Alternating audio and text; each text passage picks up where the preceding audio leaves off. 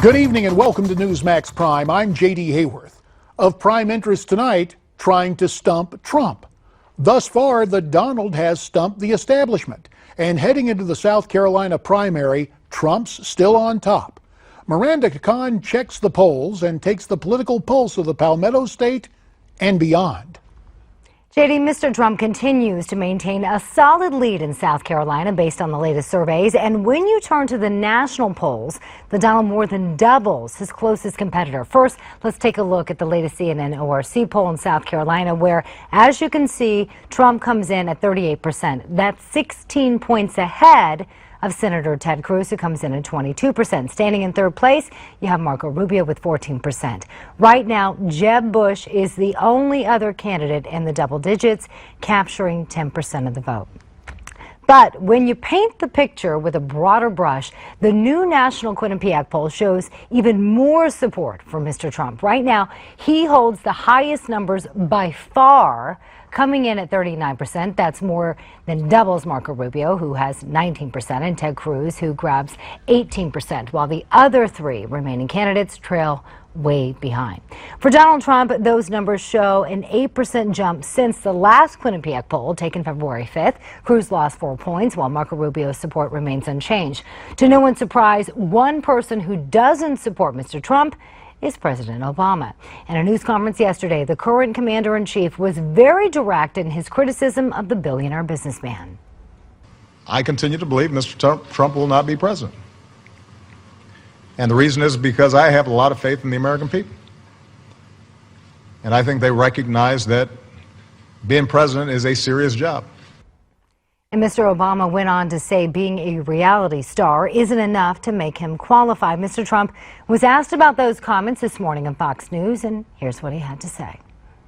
And it's not being a community organizer, which is what he was. That was about it. Let me tell you, I built a great company, one of the great companies, some of the great assets in the world, very little debt, tremendous cash flow. It's the thinking our country needs. We need a different thinking than guys like we have right now.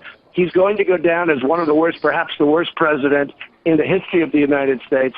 And he certainly would like to see me. And, it's interesting. When they make those statements, that means that, in a way, it's a badge of honor because that's the one that they're looking at.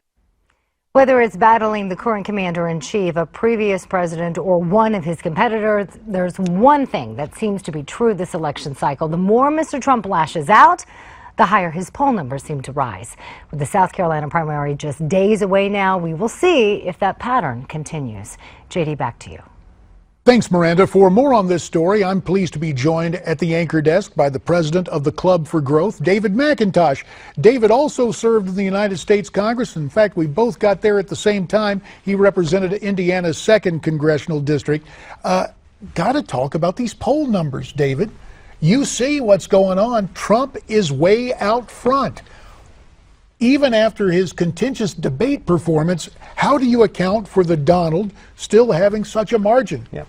So I think what's happened is people are totally frustrated with both parties in Washington, with Obama and his terrible leadership, but frankly with our Republican colleagues who promised they would stop him and have done very little on the budget. What we've done in the club is point out that Donald Trump's not the answer, that his core is actually also very much a big government proponent. Higher taxes in the past, now he says he's for tax cuts, spending, government-funded health care, no free trade, that in the end, he would be part of the problem, not the solution. Well, we take a look at what's happening in South Carolina, and just earlier today, South Carolina Governor Nikki Haley came out for Marco Rubio. Yeah. In your mind, and I don't know if your position in the organization doesn't allow this, but who do you see becoming the anti-Trump? Yeah, and we did white papers on all these candidates who are there now. Rubio and Cruz are both great on economic issues. We call them the gold standard. What has to happen is the field has to narrow because Trump support is in the 30s, but his opposition's in the 60s. People think he would be a terrible president 2-1 in terms of liking him, and he would lose to Hillary Clinton. So it either needs to be Marco Rubio or Ted Cruz. One of them has to come and be the alternative, and then I think you'll start seeing not Trump win the primaries. I guess the question becomes this, and based on the numbers I've seen, Club for Growth has spent, what, 1.5 million, maybe a little more. We're in the middle of that.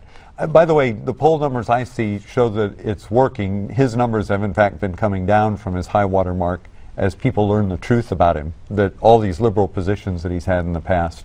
We'll see if it's enough by Election Day to change that result. We have a situation where on the right, you mentioned Ted Cruz, and in terms of values voters, Dr. James Dobson got in on this with an endorsement, a phone call on behalf of Ted Cruz. Let's take a look at Dr. Dobson. I know Ted. He's a Christian family man of the utmost integrity. His wife Heidi will be the very first pro-life First Lady.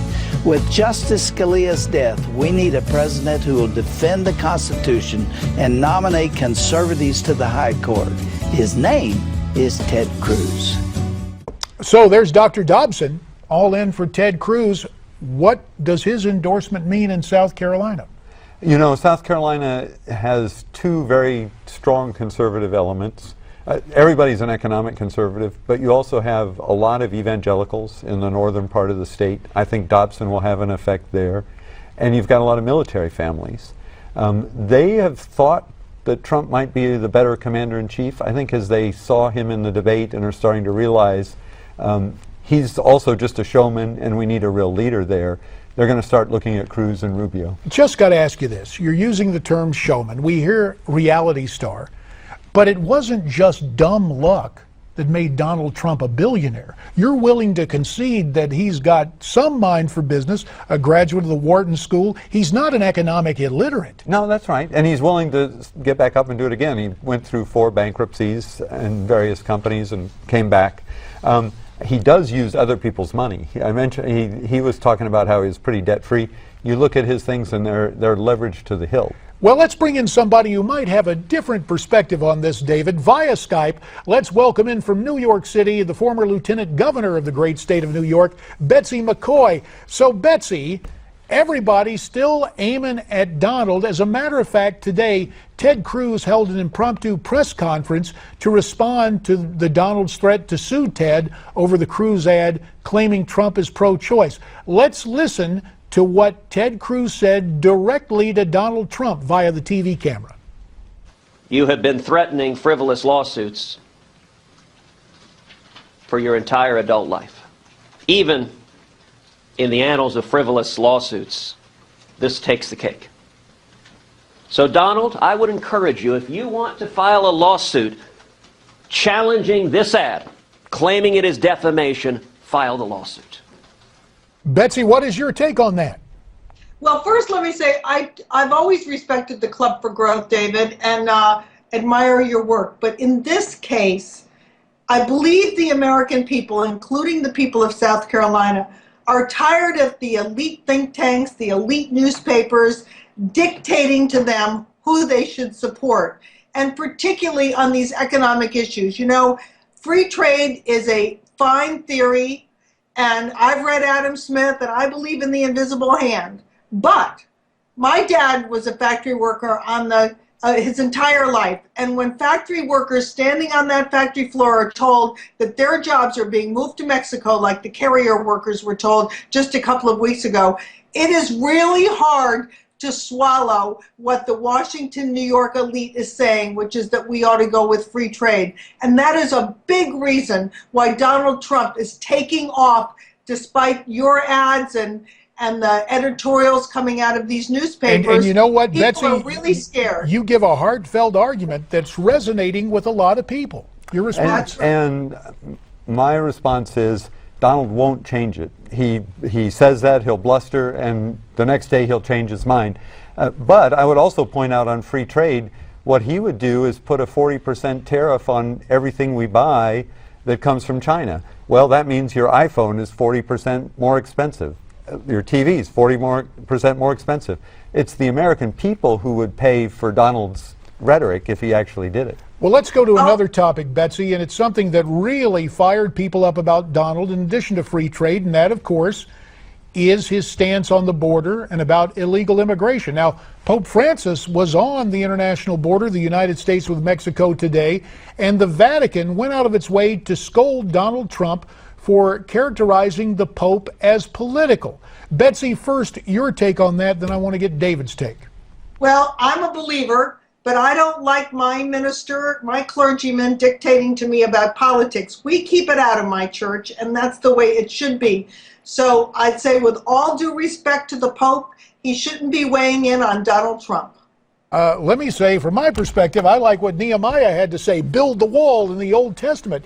What about the responsive chord that Donald has struck here? You know, I think, J.D., that what we need is a true conservative who will fix those problems. And Betsy, I think you're right. There's a mood out there that something needs to change in Washington. We're not the establishment, and I appreciated your kind words at the beginning. But what we need is somebody like a Cruz or a Rubio who actually believes in small government and will peel back the layers of control that Washington's trying to do. Very quickly, let me final. just point out Go ahead, very quickly. that Marco Rubio supported the Gang of Eight immigration bill, which was a sham, and he should never have supported it. And if you want to look at candidates past, Rubio has to explain why he supported that bill. Duly noted, and we pointed that out. Now, let me just ask you something else, Betsy, and I got to get 20 seconds from both of you. Scalia's passing and the Supreme Court vacancy. Do you think the Senate should take anything up? Betsy, first to you. Absolutely not. The Senate is in the driver's seat. The framers never intended that advice and consent would be mandatory. They do not have to give this a hearing. All right, and final 15 seconds to you, David. Yeah, J.D. and Betsy, we agree on that one 100%, to quote the Donald. You're right. If the Senate does not need to confirm, and if it's a radical that Obama puts up, they should say no. All right, thanks very much, David McIntosh and Betsy McCaughey, and we'll be right back.